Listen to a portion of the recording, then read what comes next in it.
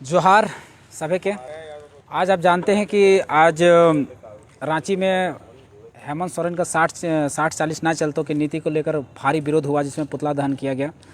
तो उसमें पुतला दहन में हम हेमंत सोरेन सरकार से कहेंगे कि इस प्रकार से नीति बनाइए कि ना तो हाई कोर्ट में चैलेंजिंग होगा, ना तो सुप्रीम कोर्ट में चैलेंजिंग होगा। अगर आपको नहीं आता है तो मैं अपने तरीके से बताता हूं कि क्या होना चाहिए, जिसके हाई कोर्ट और सुप्रीम कोर्ट में चैलेंजिंग नहीं होना चाहिए। सबसे पहले एक करिए कि सबसे पहले परिभाषित कीजिए कि झारखंडी कौन है। झारखंडी को परिभाषित करने के लिए जहां जैसा सर्वे है उस आधार पर लागू कीजिए। जैसे मान लीजिए अगर गिरिडीह में 1908 में सर्वे हुआ है तो 1908 को शामिल कीजिए। अगर बोकारो में 1932 में शामिल हुआ है तो 1932 को शामिल कीजिए। अगर कोल्हान में 1964 में सर्वे हुआ है तो 1964 को शामिल कीजिए। इस आधार पर पहले झारखंडी को परिभाषित कीजिए कि झारखंडी है कौन। मान लीजिए 100 लोग हैं तो 100 लोग को हम पहले परिभाषित करेंगे ना कि कौन बिहार का है, कौन गुजरात का है, कौन महाराष्ट्र का है। उसी तरह से पहले परिभाषित कर लीजिए कि झारखंडी कौन है, और परिभाषित करने के लिए सर्वे को आधार मानिए। कहाँ तक? 1964 तक। उसके बाद 2-3 कॉलम उसमें जोड़िए। पहला कॉलम जोड़िए कि एक हो गया सर्वे, दूसरा हो गया खतियान, तीसरा हो गया आपका भूमि संबंधी दस्तावेज, चौथा हो गया भाषा और पांचवा हो गया संस्कृति। इस आधार पर परिभाषित कीजिए कि झारखंडी कौन है। जब झारखंडी परिभाषित हो जाएगा उसके आधार पर नियोजन बनाइए। नियोजन किस प्रकार का? देखिए, भारत में जो राज्य हैं आंध्र प्रदेश और तेलंगाना, अपने स्पेशल प्रोविजन 371D के तहत क्या किया है कि सी और डी के नौकरियों में 100% रिजर्व किया है। हम 100% की मांग नहीं करते, हमारे लिए 90 या 95% ही रिजर्व कीजिए। ठीक है, तो इस प्रकार का नियोजन नीति बनाइए। और ऑफिसर का पद जो है उसमें 75 या 80% हमारे लिए यानी झारखंड के बच्चों के लिए रिजर्व कीजिए, जो हाईकोर्ट और सुप्रीम कोर्ट में चैलेंजिंग नहीं होगा। पहला कॉलम हो गया।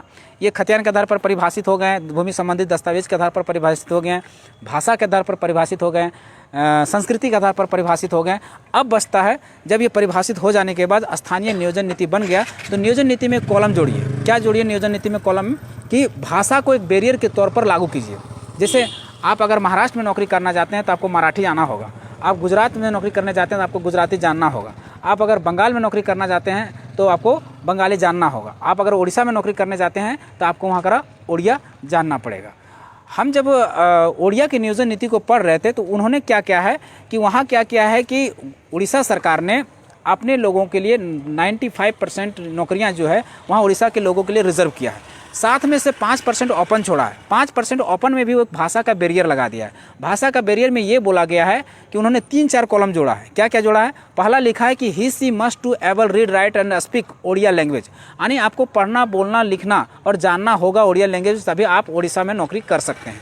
दूसरा क्या बोला है कि आपको अगर ओडिया में अगर जान भी ले रहे हैं तो आपको ओडिया उसी इंस्टीट्यूट से पास करना होगा जिसने ओडिया सरकार ने जिस इंस्टीट्यूट को मान्यता दी है। दूसरा कॉलम जोड़ा है। तीसरा कॉलम जोड़ा है कि आपको वहाँ का 7th क्लास आपको कम से कम ओडिया लैंग्वेज में पास करना होगा, तभी आप नौकरी ले सकते हैं। उसी तरह से हमारा झारखंड में जो है 5 जनजातीय और 4 क्षेत्रीय, 5 जनजाति यानी संथाली, मुंडारी, कुड़ुक और हो और खड़िया, और 4 क्षेत्रीय भाषा मतलब खोरठा, कुड़माली, नागपुरी और पंचपरगनिया, इनको भाषा के आधार पर बैरियर लगाइए। अगर खोरठा, कुड़माली, नागपुरी, पंचपरगनिया ये भाषाएं कोई जानता है तभी यहाँ नौकरी ले सकता है, अगर नहीं जानता है तो यहाँ नौकरी नहीं ले सकता है। तो बैरियर लग जाएगा। अब बैरियर लगेगा, जो ये भाषाएं जानेंगे वही नौकरी ले पाएंगे।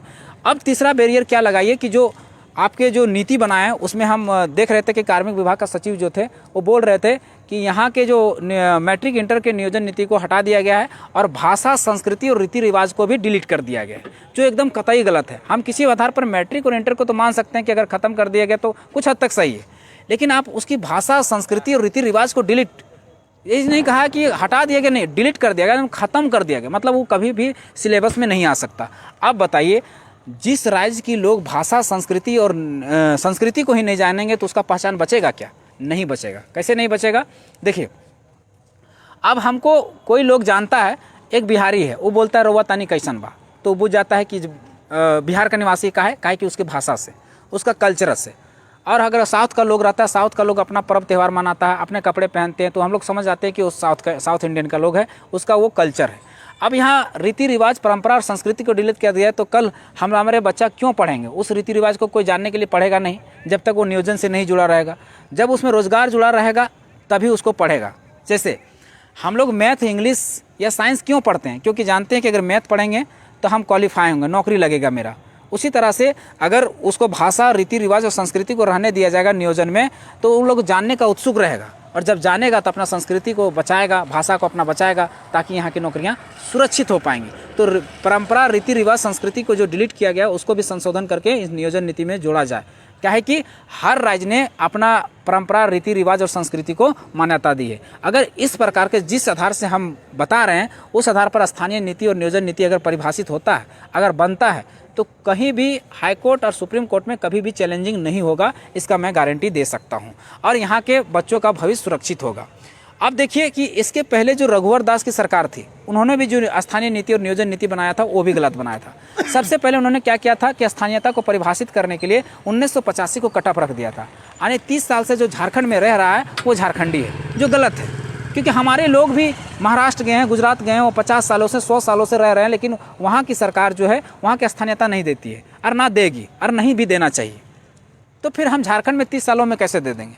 तो उसको एक पैमाना तय करना चाहिए कि 1964 के सर्वे तक जितना भी लोग है वो झारखंडी है, ऐसा होना चाहिए। उसके बाद भाषा, संस्कृति, रीति रिवाज, ये चीज़ें होना चाहिए। देखिए आज उसका रघुवर दास का भी नीति फ्लॉप हो गया। उसके बाद उन्होंने, रघुवर दास ने नियोजन नीति लाया, किसका 11-13 जिला में बांट दिया, दोहरी नीति को ला दिया। देखिए उसका भी नियोजन नीति हाईकोर्ट गया, फिर सुप्रीम कोर्ट गया, फिर खारिज हो गया। 3 साल उसको बनाने में लगा, समय किसका बर्बाद हुआ? यहाँ की युवा पीढ़ी का बर्बाद हुआ, और बाद में वो जाके हाई कोर्ट, सुप्रीम कोर्ट में खारिज हो जाता है। अब हेमंत सोरेन सरकार की बात करते हैं। इन्होंने जब अपना सरकार बनाने की बात रही तब कहा था कि 1900 हम जैसे ही हमारी सरकार बनेगी हम 1932 के आधार पर स्थानीयता को परिभाषित करेंगे, उसके आधार पर नियोजन नीति बनाएंगे और यहाँ के झारखंड के लोगों को यहाँ नौकरी मिलेगा। लेकिन ये सरकार जितना भी कार्य कर रही है सब तो यहाँ पर एकदम क्या बोलते हैं, झारखंड विरोधी कार्य कर रही है। झारखंड विरोधी कार्य कैसे है कि आप देख ही रहे हैं कि स्थानीय नीति में किसको माना, कोई कटअप नहीं, 2016 की नीति को डाल दिया, जिसमें से 100 में से 60 सीट झारखंड के लिए और 40 सीट बाहर के लिए, जो पूरा भारत में कहीं नहीं है।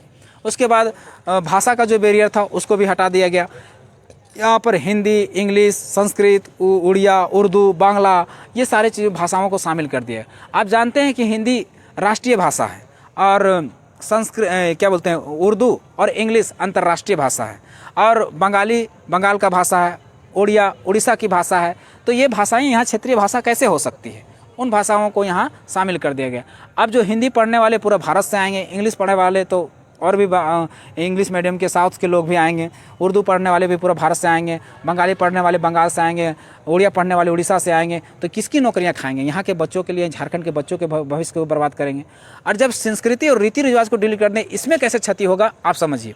जब हम JPSC का जब एग्ज़ाम दे रहे थे तो उसमें एक क्वेश्चन आया था कि पहला से हम लोग क्या करते हैं, पहला क्या करने का काम आता है। तो उसमें बहुत सारा ऑप्शन था, जैसे कि पहला से क्या करते हैं, हल जोतते हैं, या फिर धान काटते हैं, या फिर पहनते हैं, ओढ़ते हैं, क्या था, या फिर कुछ नापने का कार्य करते हैं। तो पहला से हम लोग क्या करते हैं, धान चावल नापने का काम करते हैं, वो हमारा संस्कृति में है। तो ये चीज़ें कौन जानेगा? झारखंड का बच्चा जानेगा, क्योंकि झारखंड का बच्चा जानता है कि पहला क्या चीज़ है। अब ये बाहर के लोग नहीं जानेंगे तो बाहर के लोग घुस नहीं पाएंगे। इस तरह से संस्कृति में बहुत सारे शब्द होते हैं और संस्कृति का हमारा सिलेबस में होना बहुत ही अनिवार्य है। सिलेबस कम से कम जो 25-30 का नंबर का जो संस्कृति, रीति रिवाज और परंपरा से उसको कायम होना चाहिए। वो जब कायम होगी तो हमारी संस्कृति बनेगी, हमारे रीति रिवाज बचेगी, झारखंड का अस्तित्व बचेगी, उसकी अस्मिता बचेगी। जोहार, जय झारखंड।